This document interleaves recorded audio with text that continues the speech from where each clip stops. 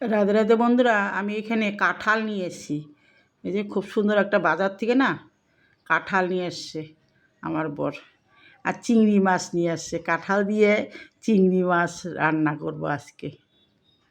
এই যে এগুলা চিংড়ি নিয়ে এসছে, বেশ বড় বড় চিংড়িগুলো নিয়ে আসছে। আমি এখন বেছে নিব এগুলাকে সবগুলাকে চোচাগুলো ছুলাই নিব। একদম শক্ত শক্ত থাকে এগুলা, পুরা এগুলো তো খাওয়া যায় না, একদম পুরো শক্ত শক্ত। এগুলাকে ভালো করে সবগুলাকে বেছে নিচ্ছি, কাঁঠালটাকেও কেটে নিব। আমরা আজকে দুপুরবেলা কাঁঠাল দিয়ে চিংড়ি রান্না করব। এই যে চিংড়ি মাছগুলো সবগুলো হয়েছে, আমি এখন নুন হলুদ দিয়ে মেখে নিচ্ছি। তারপর কাঁঠালটাকে কাটবো। কাঁঠালটা খুব সুন্দর, এখন মশলাটাকেও তৈরি করে নিচ্ছি, মানে জিরা, ধনিয়া, রসুন, কাঁচা লঙ্কা, একটু আদা, এটাই মশলা লাগবে। আর একটু গরম মশলা দেব,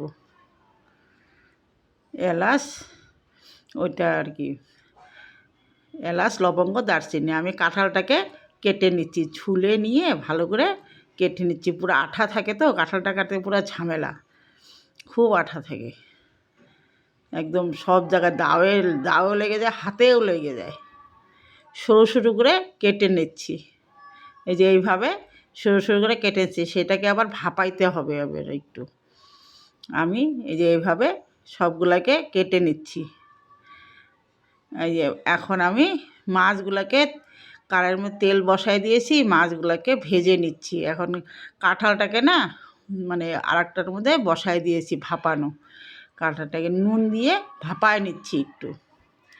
বেশ বড় বড় চিংড়িগুলো, এগুলো খেতে না দারুণ লাগে। কাঁঠাল দিয়ে চিংড়ি দিয়ে কয়েকটা ডিমও দিব আবার, ডিমগুলা ভেজে নিব আবার।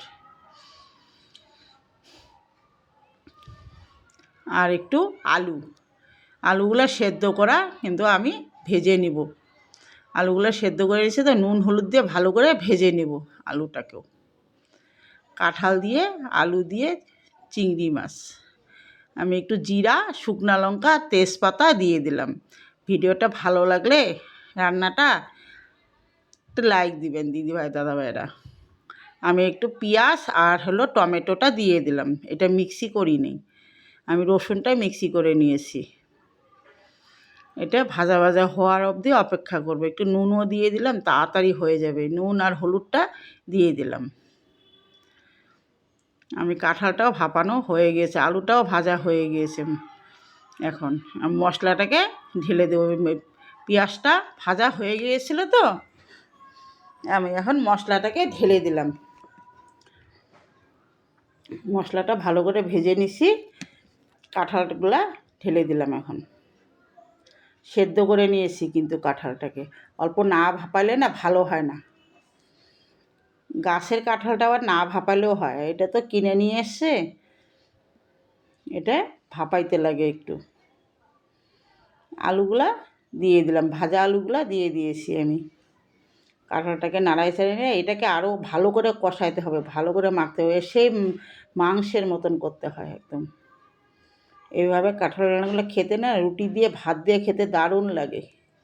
আমি এখন ঢাকা দিয়ে দিয়েছি 5 মিনিটের মতন, তারপর খুলে নিয়েছি। এখন আবার একটু নাড়াবো। এটা যত নাড়ানো যায় না মশলাটা ঢুকে যায় তো খেতে ভালো লাগে। আমি এখন চিংড়িগুলোও দিয়ে দিব, ওইটা দিয়ে সব কিছু দিয়ে একদম নাড়াতে থাকবো একটু, কতক্ষণ, কিছুক্ষণ নাড়াবো, তারপরে সে জল দিব।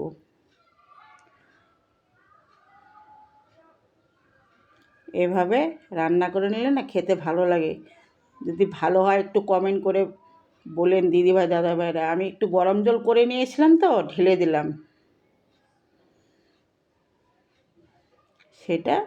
এখন বেশি জল দিব না আমি, অল্প একদম মাখা মাখা হবে। এটা ভাত দিয়ে রুটি দিয়ে খেতে দারুণ লাগে, আর সাথে ডাল হবে। বাস, আমাদের দুপুরের ভাতের সঙ্গে আমরা এটা খাবো।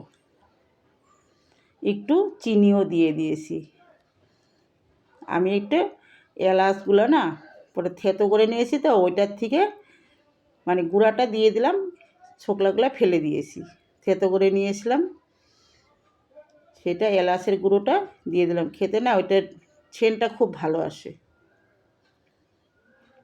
5টা এলাচ গুঁড়ো করে থেতো করে ছোকলাগুলো ফেলে দিলাম, আর ওইটা গুঁড়োটা দিয়ে দিলাম। এখন আমি ধনিয়া পাতা, অল্প একটু ধনিয়া পাতা দিয়ে দিলাম। এখন নামায় নিব, আর একটু ঘি দিব। কাঁঠালের তরকারির মধ্যে একটু ঘি না দিলে তো ভালো লাগে না, একটু ঘি দিব। আর ডিমগুলা এমনি উপরে ভাজা ডিম তো উপরে দিয়ে দিলাম, আমার ছেলেরা খাবে। এই যে ঘিটা দিয়ে দিলাম, হাত দিয়ে আমি দিয়েছি। এই যে আমার রান্নাটা শেষ।